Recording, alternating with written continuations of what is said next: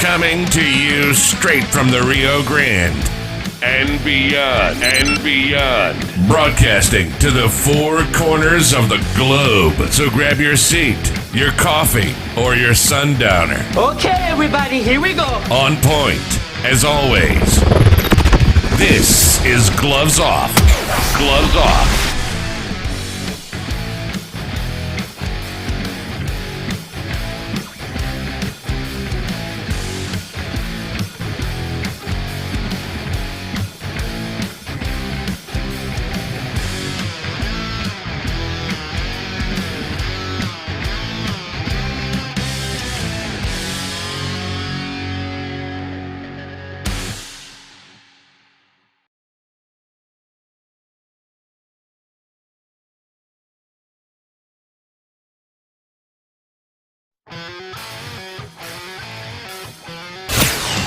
Gloves Off is always on point. On point. Bringing you the best on current issues, community affairs, and the happenings around us. This segment of Gloves Off is brought to you by the best, so pay them a visit. Check them out. This is Gloves Off.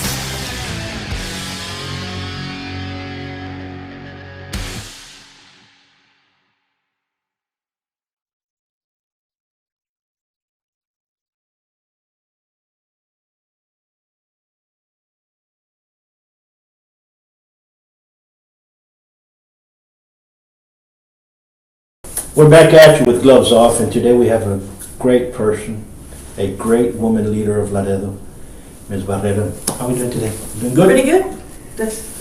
How have you been? I've been good. I've been very relaxed. No stress. My stress level is very low, so I'm very happy. And how did you, how can you say, The change? the change, how have you seen it? How have you seen what is going on with the department and all that good stuff? Well, first of all, that night, election night, we lost. The next morning, we were fixing the headquarters and making it into an office. And so we've been open now for about 13, 14 months. We've been working out there on Corpus Christi, which was my original home where I grew up with my dad and my mom, and where I learned how to work at a very young age, working at my dad and mom's grocery store. And that's where I learned customer service. That's where I learned that the customer is always right, and you take care of the customer, they'll come back, you know. And in the case of being tax assessor collector, it's a monopoly. You can't go pay your taxes for Webb County but at the tax office. You can't get your motor vehicle tags but at the tax office. So it's a monopoly. So many times, because it is a monopoly, you don't attend to it like you'd like for it to be. You know what I mean? I came in from day one when I became tax assessor collector in January 1993, putting customer service, cross-training my staff. That was one of the main things. The county grew in population and property accounts, motor vehicle accounts. The county grew, but my office, I started with 32 people. When I left, we were 48. So in 25 years, we only grew by 16 people. But most of those people that came in, the growth that I had, was because I was given new responsibilities. So we had to create new departments within the office. So had I not cross-trained, I think we would have had to have asked for more slots. But because of the cross-training, that helped. Whenever there was income tax period, we had more work in motor vehicle because people were buying cars, people were paying taxes. So we were able to utilize people going both ways, either motor vehicle or property taxes. We had our supervisors, assistant supervisors, who only dealt with their tasks. If it was motor vehicle, they only worked on that. Whereas the rest of the staff were cross-trained up to the point of maybe 3 different departments that they could help out, like passports. We had periods where it was very busy, and we utilized a lot of the staff for that. Like in the summer, that's usually when we had our rush with passports. So we were, and yet for property taxes, it was very slow. In motor vehicle, it was active but not. And so we were able to utilize 10 people to help out with the overflow in passports. So that's what I brought in. I brought in wherever there was more work, we put in more people to help to get the customer in and out as fast as we could. Unfortunately, that changed once I left, and little by little, it just got eroded. You know. What would you say got eroded? How did it change? Like, was it a dramatic change, or was it something that just occurred, or did they try to? Paul, I'm going to tell you, when I first left, only one person was fired, and that was my chief deputy. When Norma Faribault came in, she had to fire my chief deputy, and that's the only one she fired. So the rest of the staff knew how to work, including the supervisors and the assistant supervisors. Sure. But it went down. And It was like, there's nobody telling me what to do. Nobody's watching over me. Nobody's, and it's not a watching like, you know, I'm looking over you. No, just I'd walk in and there was lines. You know, 11 in the morning, 10 in the morning, there'd be lines. And I'd walk in and I'd start, go to that window, and the lines were gone within 2 minutes. So whenever I wasn't there, it was like the old saying, when the cat's not around, the mouse will play. In this case, it won't work, you know. And so when I left, the supervisors themselves were like more relaxed. I don't have to rush. And from December 1st, when I left on the 30th of November, it started to decline. And now it's, you know. I've heard a lot of people say that there's huge lines, and that is correct. And even the news have brought it forth. And Yeah. and there was, like, if they were trying to play a catch-up game to something that they didn't need to catch up because everything was already set into play. And you know, if they would have understood how to lead correctly, they would have continued going the same route, not try to change. I don't know what the excuse is. The saying, don't fix it if it isn't broken. Exactly. And when I left it, it was in perfect condition. I'm going to say it was a machine well oiled. It was tuned. It was perfect. You just have to walk in there and continue doing the job. But everybody came in, you know, a lot of times we want to be friends. And as I would tell my supervisors, you make the big bucks, but you're not a friend. You're a supervisor. If somebody's slacking, I don't care if you go and eat with them. You got to tell them. You got to pick it up. And that's a problem that we have here. And the problem is very simple. You have a lot of people that do not understand the protocol or respect. You just said it. You go eat with with all the employees, you have to. They're your employees. You have to go to a banquet or what have you, everybody's there. But everybody has to know their own level. Right. And here in Laredo, we've lost that. And that's not only there in, like in that department. You see it throughout the city. You know, in Spanish you have usted y tú and so on. So everybody's todos son tus. No, hold on, that's your boss. Don't talk to him at the level that you're talking to the guy that drinks beer with you at the club. You know, talk to him at the level that it's at. And I tell that to my students that are here. You know, because you have way too many that don't get to their level. You're the employee. Do good, and little by little you can start going high. But still, you have an owner. And under that, you probably have somebody that directs it, Sure. directs the building. I mean, directs the department or the business. Right. And underneath that, then you have everybody else that comes in. And you're not at that level yet. Right. So is that what you think happened here? Well, that's one. I had some supervisors, their tendency was to be a friend, and I'd have to remind them, your management, that's, you know, you've got to manage, that's management, you know, and So that kind of got lost, and then they divided the cross training. Okay, you'll see empty stations, Sure. especially in Been the there. lunch hour. Been there. Especially in the lunch hour. The front line was the most important one. And then, of course, we have the one in the side where everybody was there.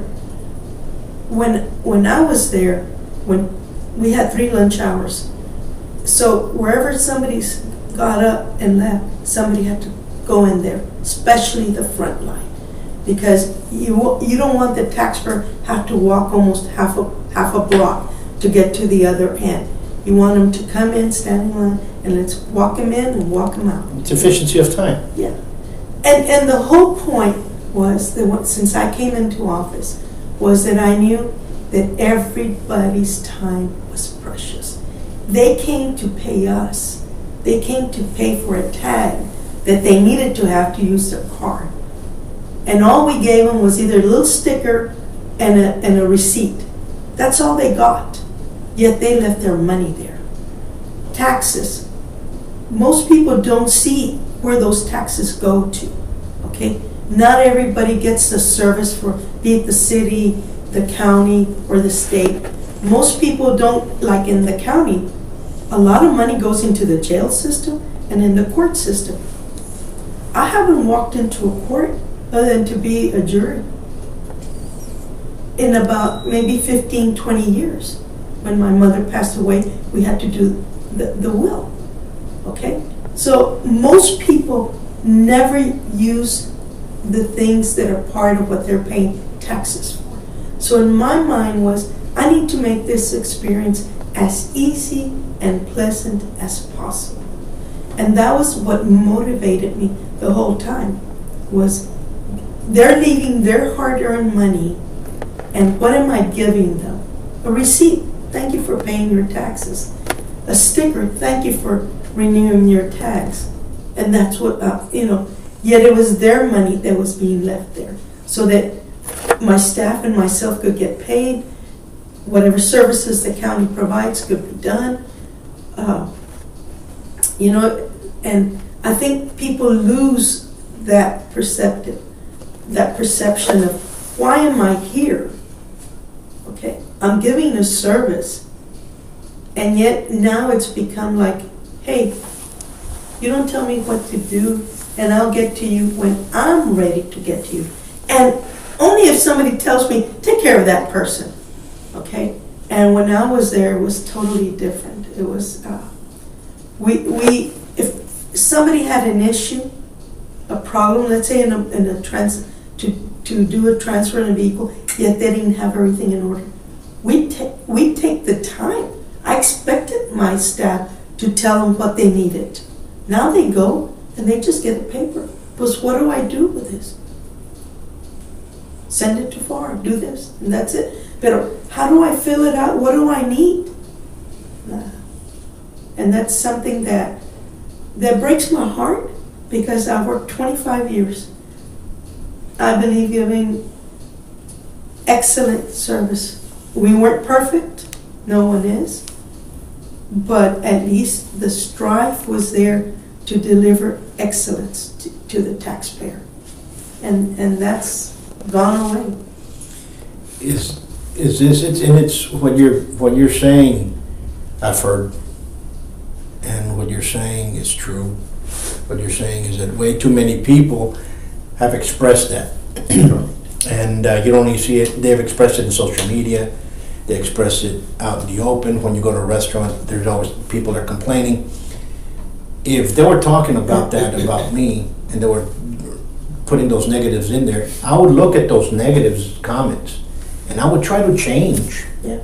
But it seems like if you know what, it's kind of like, who cares about you and your negative comments, and who cares about really what you're doing? Because people love me because of who I've become, this little star that we've become. And that's the problem with the politicians. They become these celebrities in their own minds. Wait a minute, no, you're working for the people.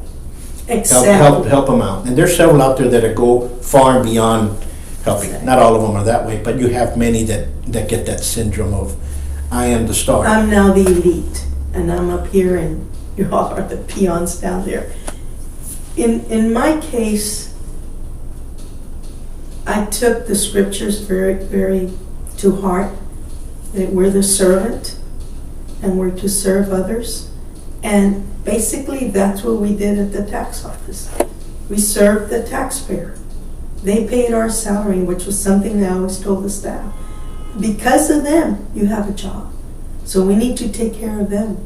Like my dad would say when we had the stores, take care of the customer, you treat them right. They're gonna come back, they're not gonna go to another store, they're gonna come to us. Sure. But if you mistreat them or ignore them, they're gonna go somewhere else where they treat them better. And I brought that philosophy, that experience that I had with my dad and my mom working at the store, I brought it to the tax office. And I'm proud that for the 25 years, we never let down our guard or anything. I remember when I first got elected, I was out in the lobby directing traffic. I was maybe 2 months in office. And a lady sitting on the bench said, ahorita porque acabas de comenzar, vamos a ver en un año.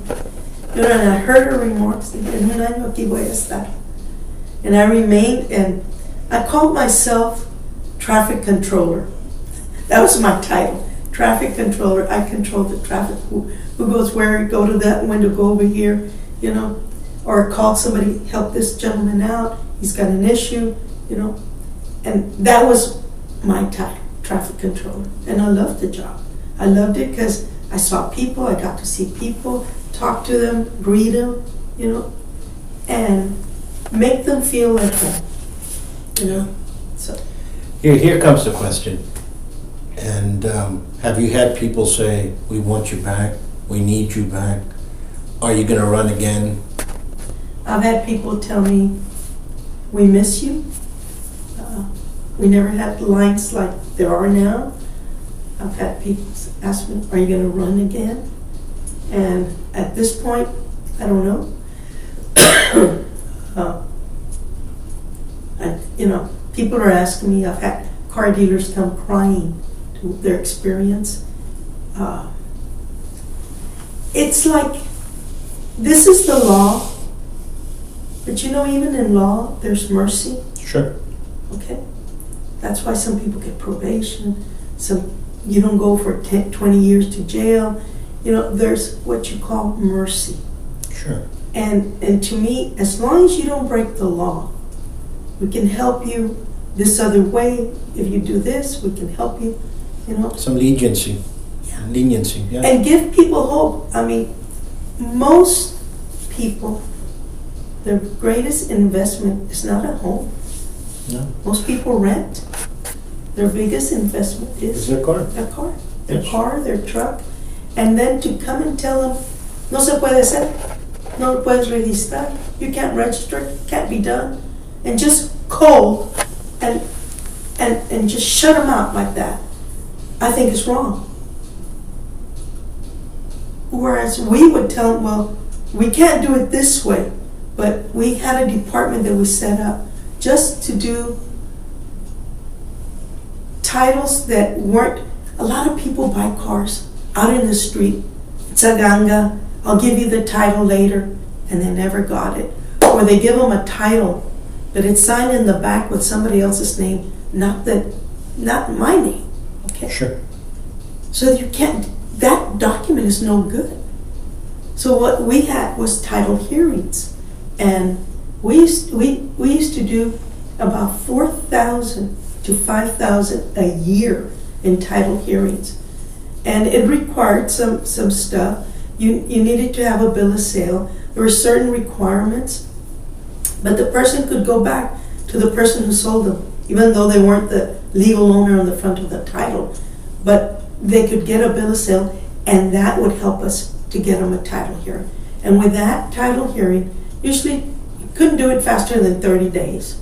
It would take anywhere from 30 to 90 days, depending on the taxpayer coming back and bringing the information we needed. We would have to send out certified letters, see if anybody had an interest in the vehicle. There was a lot of detail behind it, but we got anywhere from 4,000 to 5,000 people per year a good title for them through a title hearing. That came to an end. Norma Faribault came in and said, no, I'm not signing any document. It had to have my signature. The tax assessor collector signs.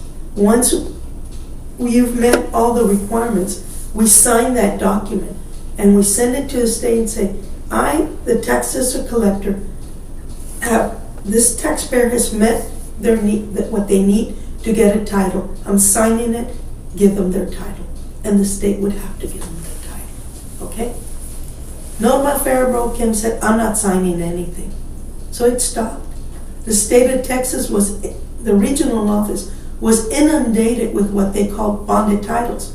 Bonded title costs the same thing as a title hearing, only it's the tax assessor collector holding it.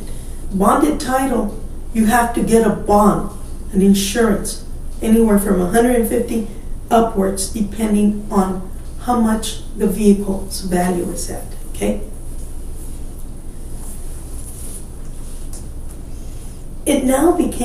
It is now more costly for a person who innocently buys a car out in the street thinking they got a ganga and they just got a lemon.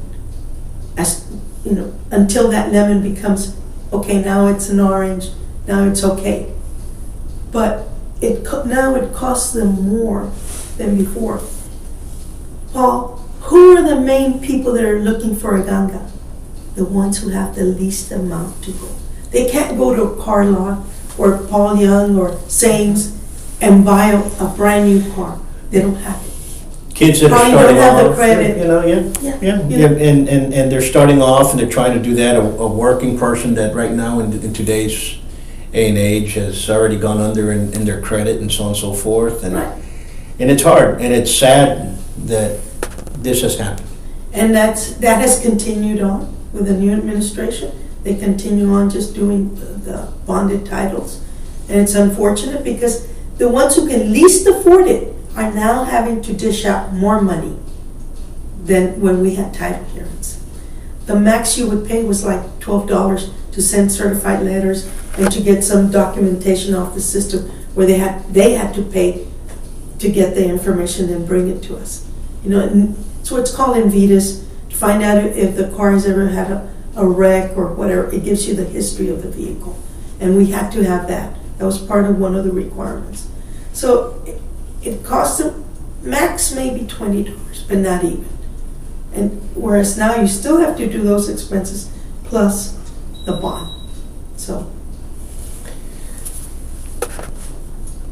What do you say now? What would you say? You know what? We need to change this. If you do not run, and this continues, this type of attitude continues, how can you change it? I can't. You can't. But and not even the state. Not even the state? Not even the state. People have called to complain, and they tell them, she's the tax assessor collector, she can do whatever she wants. The state requires that you bring your ID when you're doing a transfer. It's your ID, the name of the person that's getting the title. So we need to see your ID and make sure that's the name and everything. They have an extra requirement of you need to bring the ID of a seller. And many times you can't find them. Okay?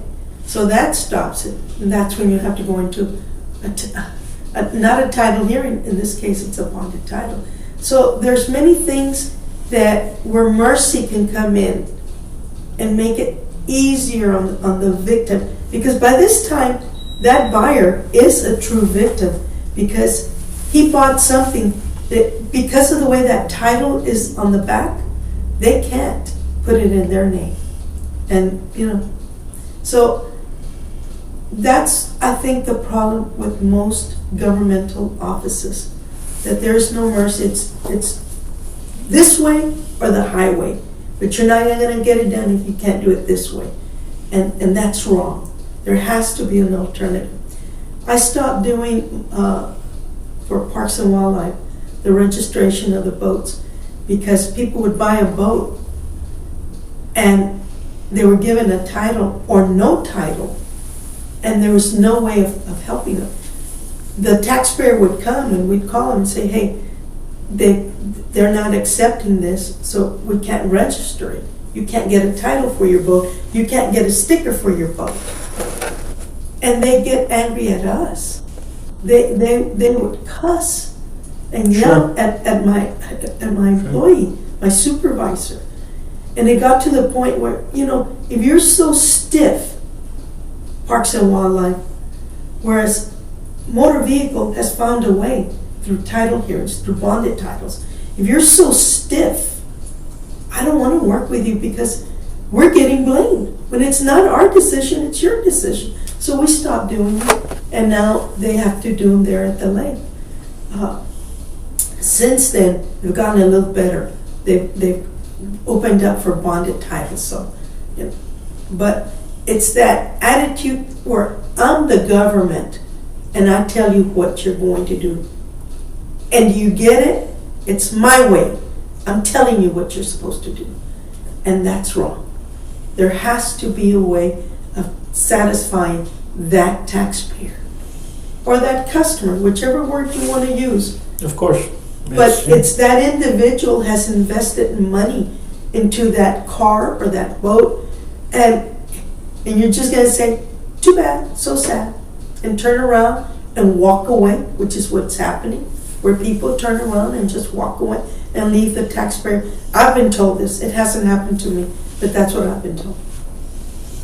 Wow. And it's sad. It's sad. It's sad because it was so organized. It was so tuned. It was a machine well tuned, and it was destroyed Overnight? Yeah. First month, second month, and it's only gotten worse. It's very sad. As to my running, people want me to run. People have asked me. I'm still contemplating it because I'm enjoying retirement. Forced retirement, but I'm enjoying it. And, and as to my last race, I think Laredoans are still not ready for a female county judge. There's already been, Judy Gutierrez tried it. I've tried it. I don't think they're ready. Unless I wear maybe a cowboy hat, maybe, and some boots. But that's not going to happen. But anyway, that's what happened. And everybody says que la voluntad de Dios se haga. Well, that night I saw la voluntad de Dios, and I accepted it, and I started my new career. And that shows a great person there. Okay, I lost. Thank you. Let's move on.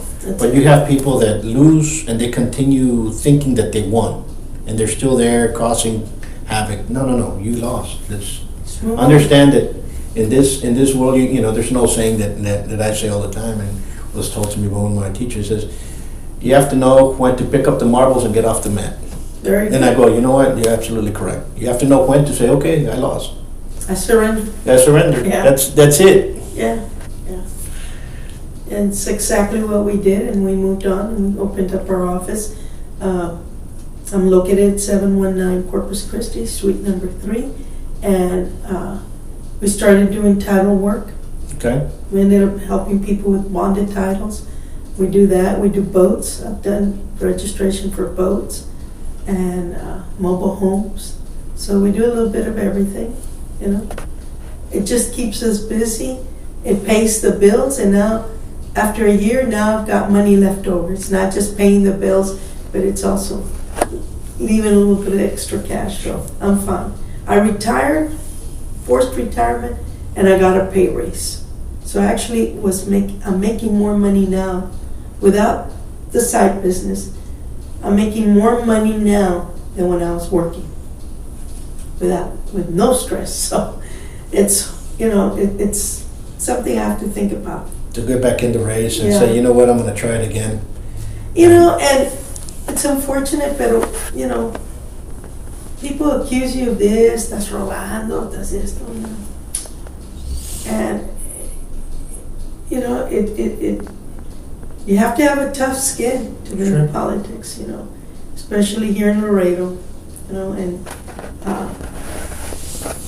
anyway. Like I said, we have some good Yeah. folks that are in public office. Oh, yeah. We have some great individuals that go out, like, that cross the line to help others. Yeah. We have some that are in there. We have And them in we- the city council. We have them all over, everywhere. all That's over the right. place. And then you get a School couple of them board. that abuse that power under the color of law. And people need to understand that those that are doing that, they're doing it because of ego. And sooner or later, they're gonna be removed. Either voted or in handcuffs. Legally. Or legally, you know? And that is something that, you know, comes in time.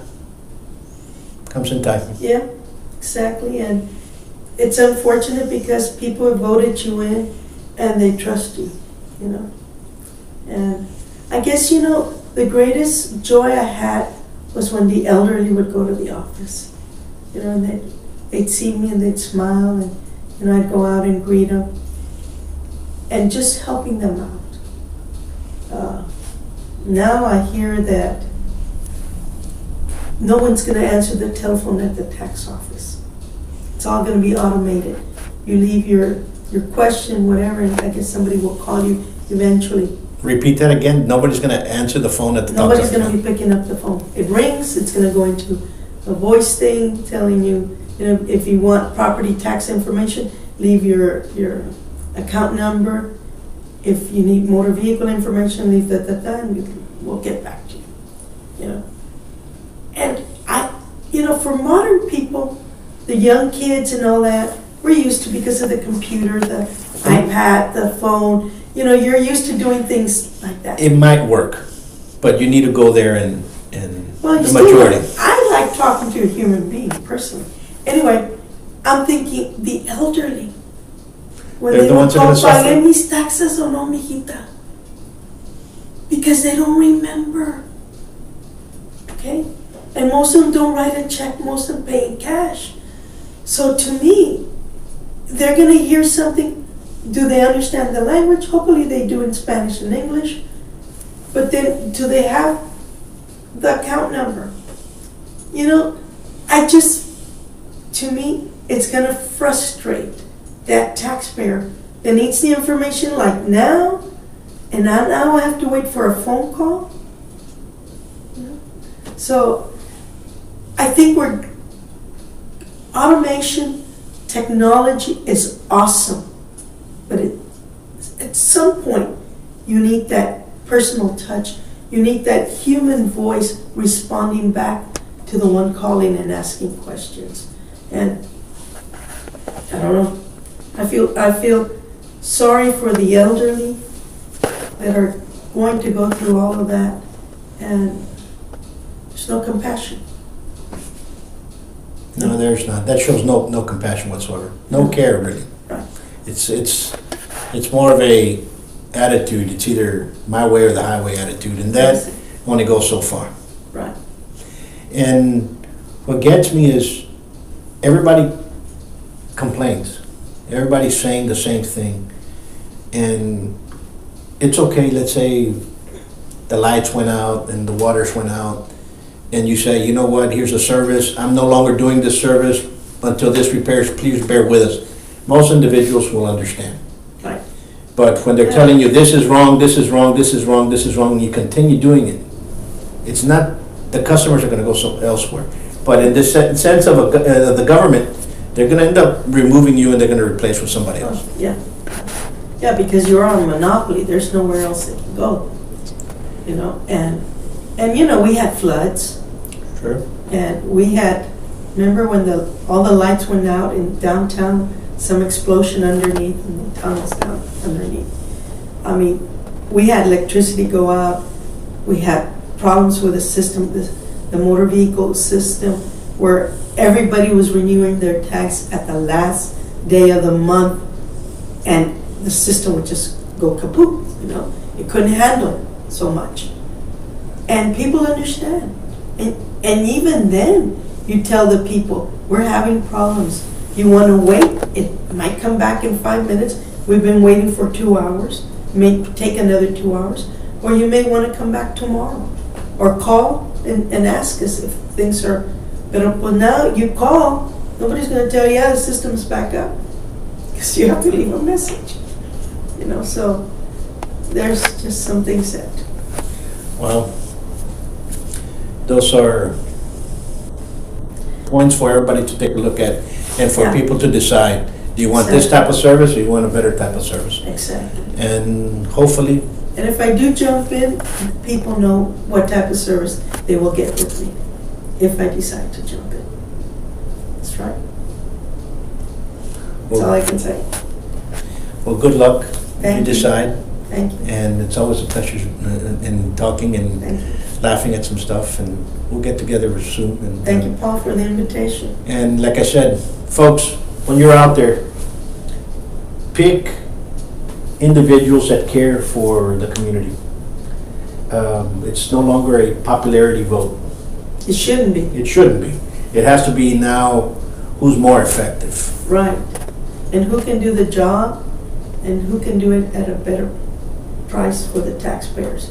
Because even that, is very important. How the servant handles the people's money. Oh, you're absolutely correct. Yeah. We want to thank you. Thank you, Paul. God bless you. And God bless you. Thank you. And let's just pray that the decision that you take is a well decision. And if you decide to run, I'm pretty sure there's going to be a lot of people that are going to back you up again. Thank you very much. Thank you to everybody. Until next time, we'll see you here in Gloves Off. Peace. Oye.